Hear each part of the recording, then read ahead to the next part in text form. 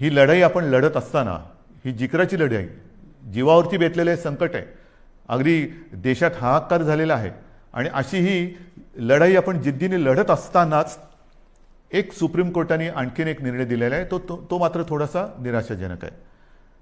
बरोबर आहे, मराठा आरक्षण. मराठा आरक्षणाची ही लढाई आपण न्यायालयाच्या माध्यमातून न्यायालयाकडे आपण न्यायाच्यासाठी न्यायालयात लढत होतो. आपल्याला सर्वांना कल्पना आहे की काही वर्षांपूर्वी आपल्या विधिमंडळामध्ये सर्व पक्षांनी, म्हणजे तेव्हा तर शिवसेना आणि भारतीय जनता पक्षाची युतीच सत्तेमध्ये होती आणि विरोधी पक्ष म्हणजे जे आज आपले सहकारी आहेत काँग्रेस आणि राष्ट्रवादी, ह्या राज्यातील प्रमुख 4 पक्षांनी आणि इतर सर्वांनी एकमुखी एकमताने मराठा समाजाला आरक्षण देण्याचा कायदा पास केला.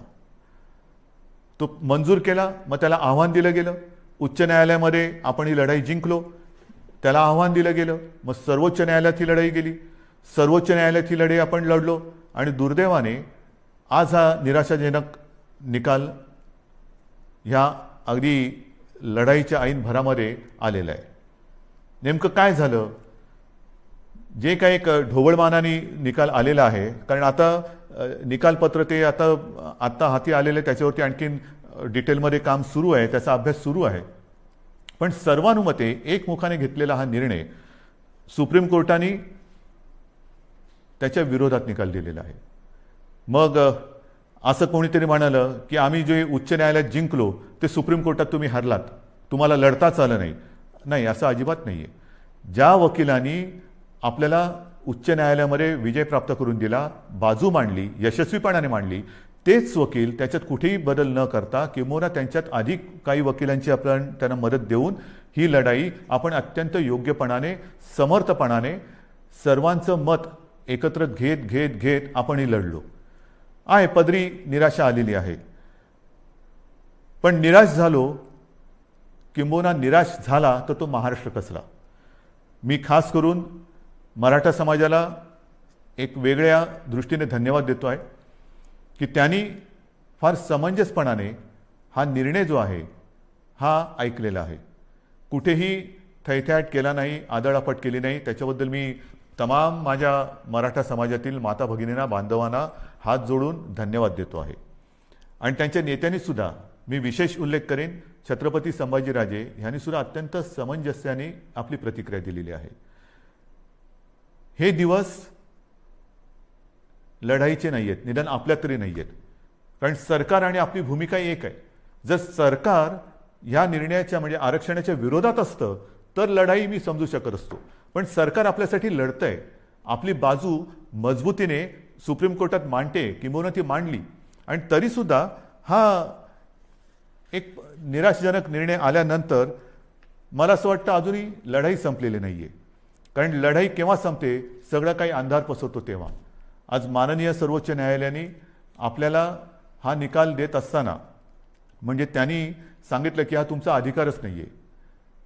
जे एक कमिशन, गायकवाड कमिशन आपण नेमलं होतं, त्याच्या शिफारसीसुद्धा त्यांनी सांगितलं की त्यासुद्धा त्यांनी बाजूला ठेवलेल्या आहेत.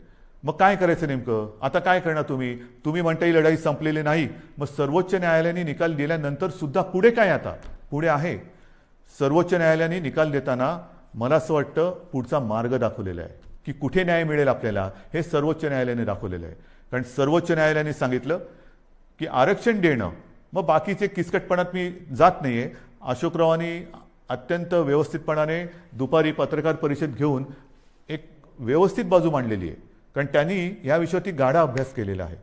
गेले काही महिने, 1-1.5 वर्ष माननीय अशोकरावांनी किती बैठका याच्यासाठी घेतल्या असतील, किती जणांशी बोलले असतील, किती जणांशी चर्चा केली असेल, हे त्यांनाच माहिती. आणि त्यांनी आज दुपारी अत्यंत व्यवस्थित समर्पक शब्दामध्ये जे काही आरोप प्रत्यारोप असतील त्याला उत्तरं दिलेली आहेत आणि आपली बाजूसुद्धा व्यवस्थित मांडलेली आहे, ती आपल्यासमोर आलेली आहे. म्हणून मी ते परत त्याच्यात बोलणार नाही आहे. पण सर्वोच्च न्यायालयाने जे सांगितलं की हा निर्णय घेण्याचा अधिकार हा राज्य सरकारचा नाही, मग कोणाचा आहे? तर हा अधिकार केंद्र सरकारचा आणि माननीय राष्ट्रपतींचा आहे. हा एक मोठा मार्ग त्यांनी दाखवलेला आहे. आणि म्हणून माझी जी पहिली प्रतिक्रिया आपल्यासमोर आलेली आहे त्या प्रतिक्रियेत मी म्हटलं की एका प्रकारे सर्वोच्च न्यायालयाने हा निकाल देताना आपल्याला वेगळं मार्गदर्शन केलेलं आहे की कुठे न्याय मिळेल. त्याच वेळेला मी म्हटलेलं आहे की केंद्र सरकारला म्हणजे माननीय पंतप्रधान आणि माननीय राष्ट्रपती यांना मी हात जोडून विनंती करतो आहे की आता हा अधिकार आपला आहे हे सर्वोच्च न्यायालयाने सांगितलेलं आहे. आपण 370 कलम काश्मीरचं हटवताना जी हिंमत दाखवली तीच हिंमत आणि तीच संवेदनशीलता आम्हाला आत्ता पाहिजे. सर्वोच्च न्यायालयाने यापूर्वी जे 2 निकाल दिले होते ते शहाबानो खटला असेल किंबहुना ॲट्रॉसिटी ॲक्ट असेल, तो सुद्धा केंद्र सरकारने म्हणजे संसदेने आपल्या अधिकाराचा वापर करून बदलला आणि एक संवेदनशीलता दाखवली. मग आता तर सर्वोच्च न्यायालयाने सांगितलेले की हा अधिकार आपला आहे आणि हा अधिकार आपला आहे म्हटल्यानंतर आम्ही सगळेजण एकत्र आहोत. महाराष्ट्रामध्ये ज्या वेळेला हा निर्णय घेतला गेला तेव्हा जे सर्व पक्ष एकत्रित आले होते ते सर्व पक्ष आज सुद्धा एकत्रित आहेत. आम्ही एकमुखी आपल्याला विनंती करतो आहे की आपल्याला जे जे काही सहकार्य आपल्या राज्यातून पाहिजे असेल, आमच्या राज्यातून पाहिजे असेल ते आम्ही करतो आहोत, नक्कीच करू. मात्र आता सहनशीलता सहनशीलता सहनशीलता ही आहे. माझा मराठा समाज हा सहनशील आहे. कुठेही आतताईपणा त्यांनी केलेला नाही. न्याय हक्कासाठी रस्त्यावरती उतरला, तो सुद्धा शांततेने उतरला. अशा ह्या समाजाचा लढवय्या शेतकरी सगळं मी आपलं वर्णन केलेलं आहे. ह्या समाजाला न्याय देण्यासाठी आता केंद्र सरकारने जास्त वेळ न लावता निर्णय घ्यावा. मी आपल्या माध्यमातून माननीय राष्ट्रपतींना आणि माननीय पंतप्रधानांना विनंती करतोच आहे, पण उद्या अधिकृत पत्र सुद्धा मी त्यांना देतो आहे. जर का आणखीन आम्हाला तिकडे येऊन भेटण्याची आवश्यकता असेल तर तीही आम्ही करायची तयारी आहे. आणि ही एक मागणी आम्ही करत असताना सर्वोच्च न्यायालयाच्या निकालाची प्रत ही आत्ता संध्याकाळी उशिरा प्राप्त झालेली आहे. त्याचा सुद्धा अभ्यास आपल्या ज्येष्ठ विधिज्ञांकडून सुरू आहे. ज्येष्ठ वकिलांची एक मी म्हणेन फौज, कारण समिती फार छोटा शब्द झाला, फौज हे आपल्यासोबत आहे. त्यांच्यासोबत आजपर्यंत सुद्धा विचारविनिमय केलेला आहे. आता मात्र सर्वोच्च न्यायालयाची ही प्रत प्राप्त झाल्यानंतर त्याचा अभ्यास सुरू झालेला आहे. त्याच्यात आणखीन काही मार्ग दाखवलेत का तेही बघतो. त्याच्यानंतर नेमकं निकालामध्ये म्हटलेलं काय आहे, आपल्या मर्यादा काय आहेत तेही आपण बघतो आहोत.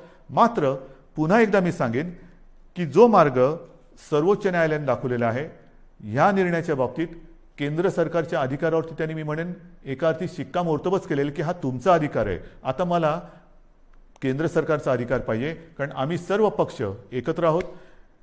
मराठा समाज आणि आम्ही आणि माझ्या महाराष्ट्रातले सगळे समाज हे सगळे एकत्र आहोत. ही मागणी केवळ एका समाजाची नाही तर न्याय हक्काची मागणी ही महाराष्ट्राची आहे आणि तिचा अनादर केंद्र सरकार, माननीय पंतप्रधान आणि माननीय राष्ट्रपती करणार नाहीत ही मला खात्री आहे, हा मला आत्मविश्वास आहे. तूर्त मी सर्वांना हेच सांगू इच्छितो की अत्यंत धोक्याच्या वळणावर कोरोनाच्या आपण उभे आहोत. जी शांतता, जो संयम तुम्ही आजपर्यंत दाखवलेला आहात तोच संयम, तीच शांतता यापुढे आपल्याला गरजेची आहे. आता संयम आणि शांतता 2 लढाईसाठी पाहिजे. एक तर कोरोनाविरुद्धची लढाई आणि दुसरी जी कदाचित जी काही समाज विघातक लोक किंवा शक्ती असतात की ते आग लावण्याचा प्रयत्न करतात, तर अशा लोकांच्या भडकवण्याला बळी पडू नका. सरकारवरती विश्वास ठेवा. सरकार पूर्ण ताकदीने, पूर्ण क्षमतेने ही लढाई जिंकल्याशिवाय राहणार नाही आणि तुम्हाला तुमचा न्याय हक्क मिळवून दिल्याशिवाय राहणार नाही. एवढंच एक वचन आपल्याला देतो आणि तूर्त आपली रजा घेतो. जय हिंद, जय महाराष्ट्र.